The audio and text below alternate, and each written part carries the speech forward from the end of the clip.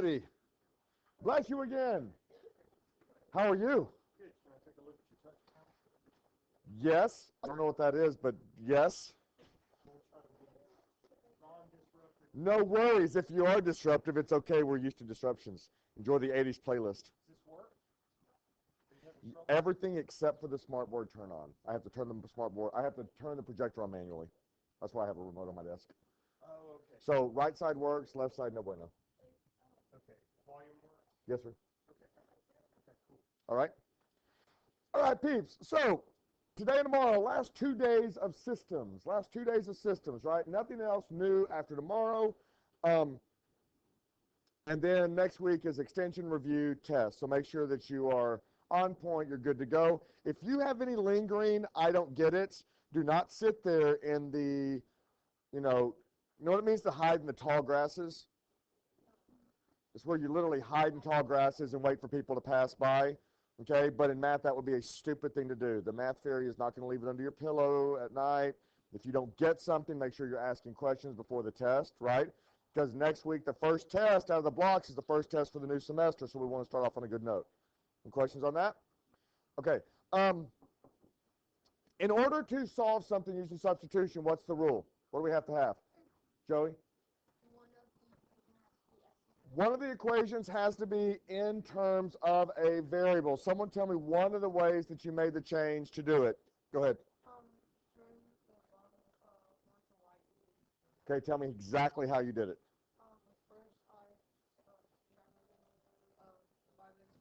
Subtracted 5x from both sides, and how'd you rewrite it? Yes or no? No. You know why? Y is not a positive number. The Y is a negative number. Okay? Guys, make sure you're bringing down your values with them, because it's not to say you're wrong.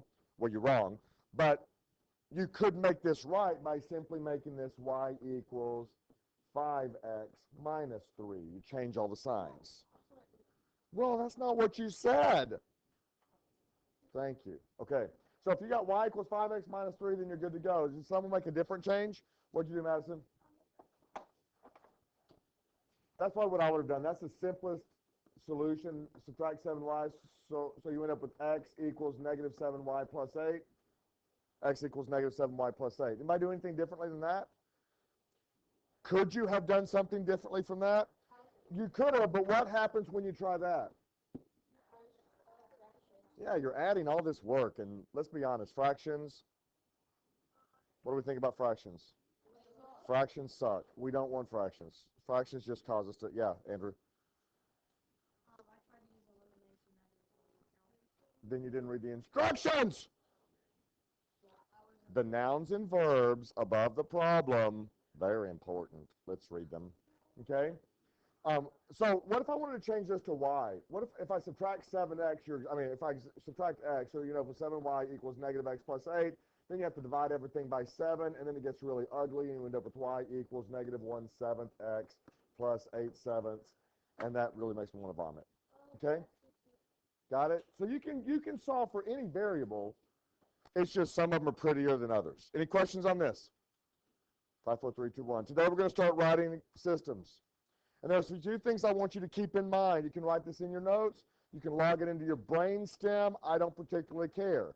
But just make certain that you remember these as we move forward, we start solving systems. Remember, in order to write a system, that's unusual, is that? That's not it. Buenos dias. Hey. Yes? I was wondering. No, I got it. Yep, 10-4. Yep. Okay, bye. Killed your projection. I should be back. It's cool. It's no worries. I'm good. Give me a second. Okay. 3 things I want you to keep in mind. Here are the things I want you to keep in mind. Remember, in order to write a system from words, what is a system? What is a system? 2 or more lines. In an equation form, that means when we write a system from words, what should we end up with? 2 equations. If you don't have 2 equations, you don't have a system, right? So you need to make sure that you can write 2 equations from those words. First thing I want you to do, know what you're looking for, know what your variables are. Know what your variables are. And you need to make sure your variables make sense. And what I mean by that, kids, is listen to this. If it's talking about milk and cookies, don't use X and Y. What should you use? C and M. Because when you get to the end and you have solved for C or you have solved for M, you will know C equals 8, 8 cookies. M equals 4, 4 milks. If you change everything to X and Y, you'll get to the end and you may not have any idea which thing belongs to which thing. So use variables that make sense to you. Okay, does that make sense? Sometimes, let's see if that was the first one I was going from memory. Woo! Yay! If it talks about length and width, what should we use as variables? L and W. By the way, L, they use L and W a lot. Let me tell you what, do not write an L like this. What's going to happen? Yeah, 4L all of a sudden doesn't look like 4L. It looks like 41. I will tell you what I do is I do a little cursive-y thing like this because they love length and width because they like to talk about perimeter and crap like that. Okay? So if you end up with length that you have to use as a variable, use L. What would happen if the two things in your word problem were, thank you guys very much, were, let's think of one, candy and cookies.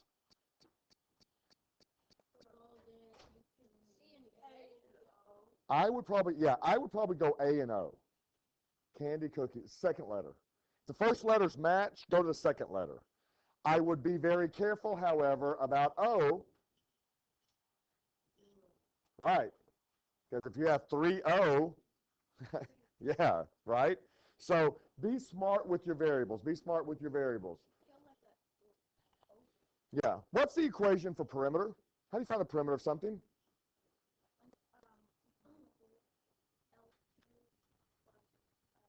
Algebraically, not L2. Don't ever write the variable first. 2L plus 2W. Perimeter is 2L plus 2W. What's the most common mistake? What do you think the most common mistake is? Not doing the twos. L plus W, right? Same way it was before. Have you ever been asked to find the perimeter of something and you only add up two sides of like a rectangle? So be careful about stuff like that, okay? And how would you find the area of a rectangle? Length times width, L times W. So just make sure you kind of lock those in. They love length and width things. They love length and width things. The total number of things is quantity, and how much they cost has to do with value. And I'll kind of talk to you about what that means. If I go to the store and I buy 8 total things, and some things were milk and some things were eggs, then I already know that I bought 8 total things and some were milk and some were eggs. My first equation is M plus E equals 8, because that's the total number of things. So I know some number of milk plus some number of eggs equals the total number that I bought. M plus E equals 8. And then what they'll usually do is they'll give you a price of something. They'll say, okay, the milk was $3 each, the eggs were $2 each, and your total amount you spent was $28. 3M plus 2E equals 28. Is this a system? It is a system. It's a system that I just built based off how many things I bought and how much they cost. Value or cost is usually what gives you your coefficients, the numbers in front of the variables. Okay? That cost is usually what gives you those coefficients. And make sure you match the coefficients with the right things. I said the milk was $3. So you don't want to put the 3 with the eggs. You want to match them. Right? Any questions on that? That's just kind of like a little heads-up-y thing before we jump into what we are dealing with. I was going to say, all right, give me 2 seconds. Hey, let me see real quick.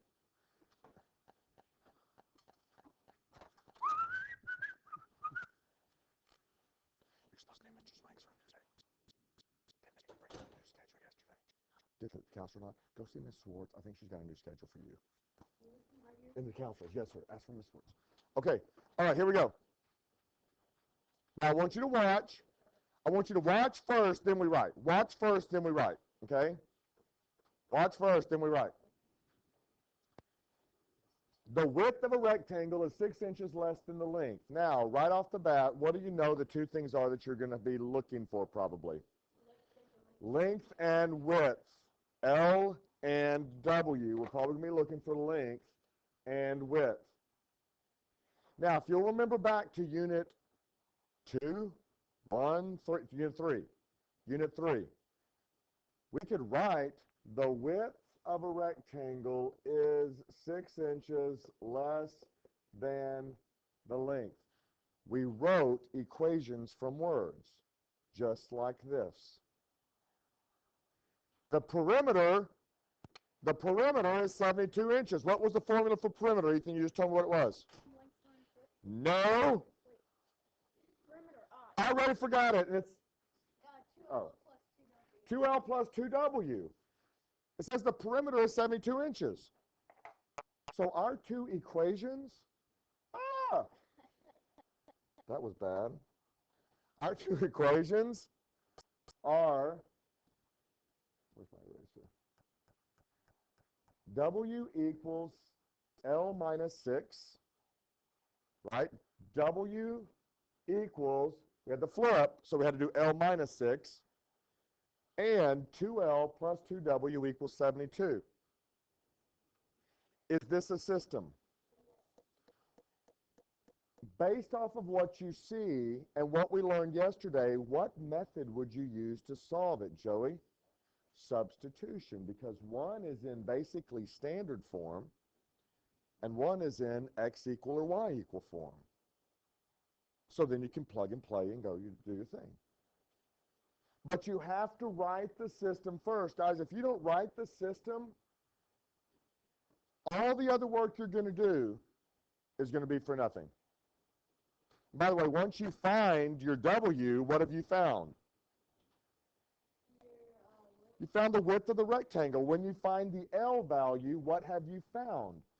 You found the length. Does that make sense? Everybody write this down?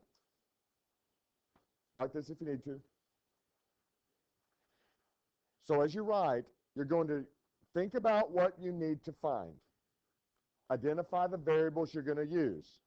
Read the words and see what information or what equations you can build based off what they're telling you. What equations you can build based off what they are telling you.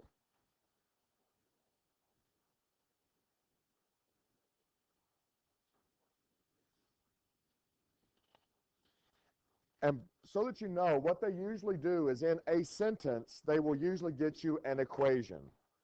That's almost always, go ahead, babe. That's almost always the way it works. When they give you an equation, they are giving you when they give you a sentence, they're giving you an equation because it's all connected information. Let's look at the next one real quick. The charge for admission to the zoo is $2.75 for adults and $1.50 for children. On a day when 589 people paid visit to the zoo, the receipts, what's a receipt? It's how much money they make, basically. It's like a document that tells you how much money is being transacted. The receipts were $1,151. Now, really quickly, in the first sentence, they gave you information, yes? They talk about charge. What do you think your two variables are, by the way? What do you think we're trying to find? Number of adults and number of children. Excellent. So we're going to use A and C. Someone take a stab using that first sentence at an equation you can build. Go ahead, Tristan. No, I want you to use the first one. Use the first sentence.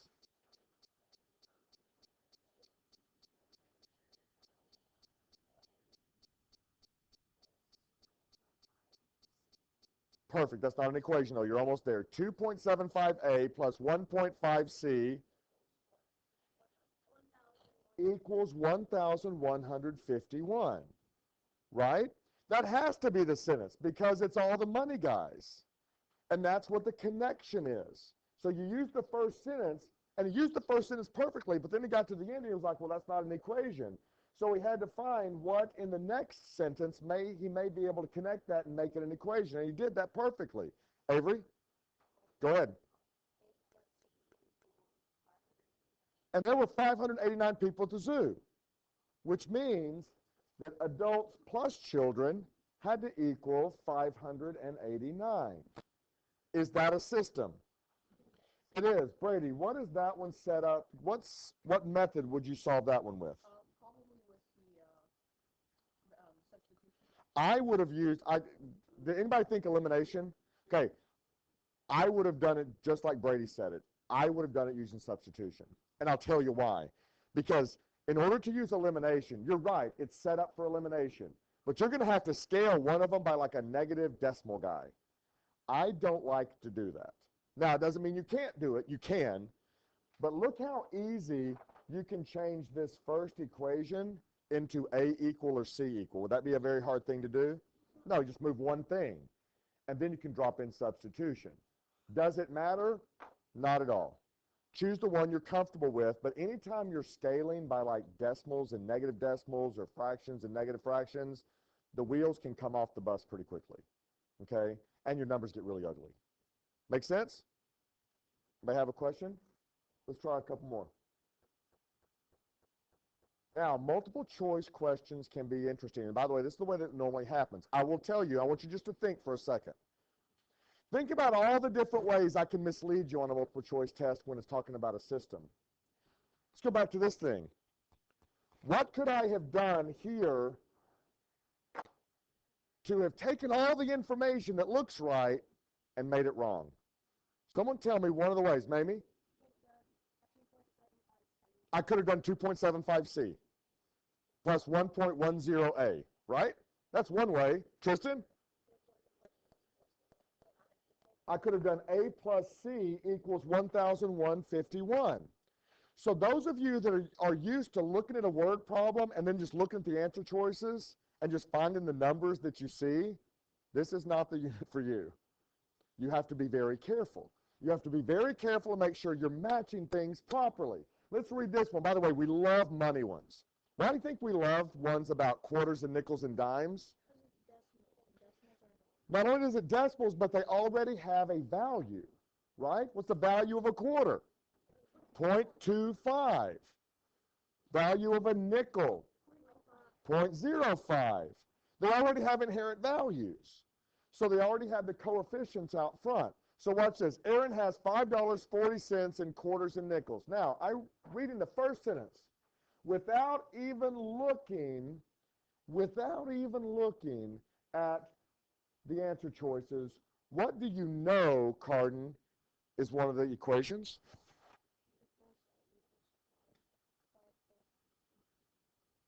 Close, but actually no. You know why? Value. So what are you missing with Q and N? If you just say Q plus N equals $5.40, you're saying the total numbers of quarters and nickels equals the value of the quarters and nickels. So how would you change yours? What could you put in front of Q that gives it value? What's it worth? No, go back it up. Keep going. 0.25. So give me your equation now. Q. Perfect. It's perfect. 0.25Q plus 0.05N equals 5.40, right? 0.25Q plus 0.25N equals $5.40. Do what? Ooh, that's terrible. That's a very wrong. Excellent. And it says she has 4 times as many nickels as quarters.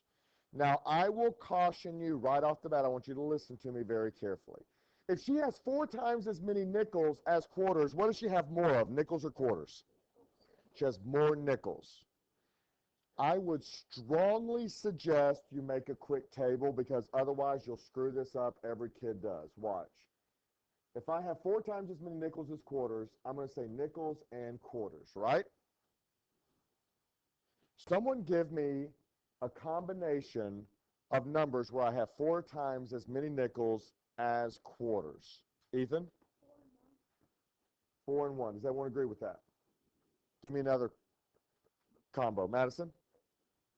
16 and 4. Now, using those 2 ordered pairs, what would my equation be? What would my equation using n and q be? Ethan? Let's see. Does the number of quarters equal 4 times the number of nickels, Ethan? Madison? N equals 4q. That's why I say you have to be very careful. If you'll make a table and then build an equation off the table, it will help you. Anytime you're talking about something that's more than another, guys, I would make a quick table and make up some numbers that make sense, then build your equation. So we just said it's actually n equals 4 times q. Which answer choices can I eliminate right off the bat based off of the n equals 4q? C and D. Done. Eliminating bad answer choices in a systems problem is key. Now look. Has to be what? It has to be A. Because this is backwards. And I really didn't solve anything. I just used logic. I just used logic to work my way through it. Any questions on that? Let's try this one. I want you to try that one yourself. Read the word problems, go through and eliminate answer choices. And I want you to be able to describe for me why you eliminated a particular answer choice.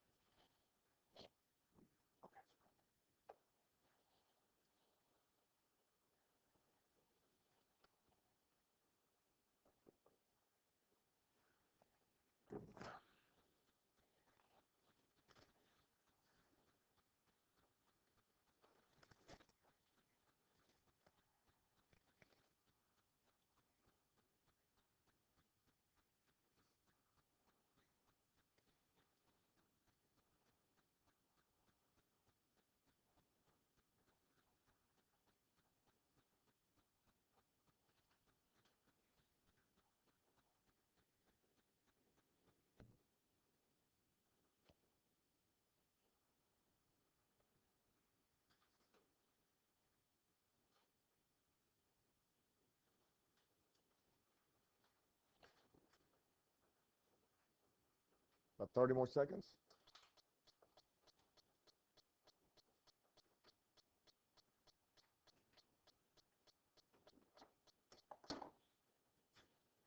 Kayana, give me one you eliminated and why.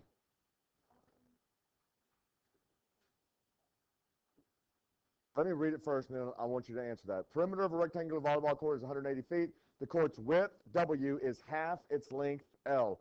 What system of linear equations could be used to determine the dimensions of the volleyball court? Kayana, give me one that you eliminated and why. Why? There's 4 sides. Is that a good use of the perimeter formula? It is not. Therefore, that is automatically out, right? Riley, give me another one you eliminated and why. Same reason? Yep, same reason, right? So now we have good perimeter formula, so we're stuck with the other side. So now we have to make sure. Now, did anybody make a table? Okay, good. So, Andrew, what did you get on your table?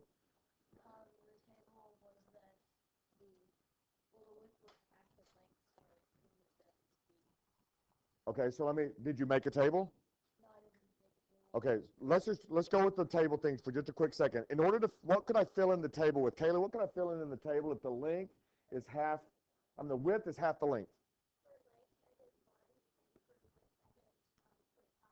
0.5, okay. And we could also, I guess, do, if the width is half, we could also do 2 and 1, right? Now, once you fill this in, how would you write an equation on that? Do what? You could do W equals 1/2 L, right?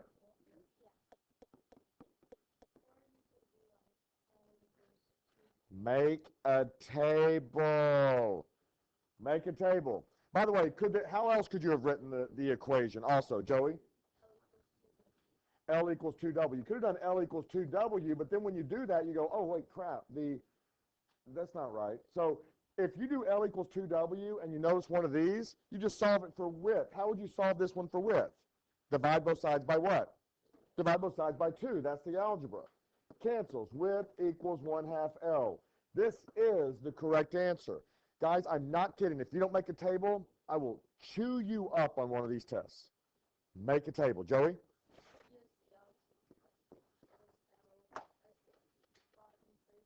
Yeah.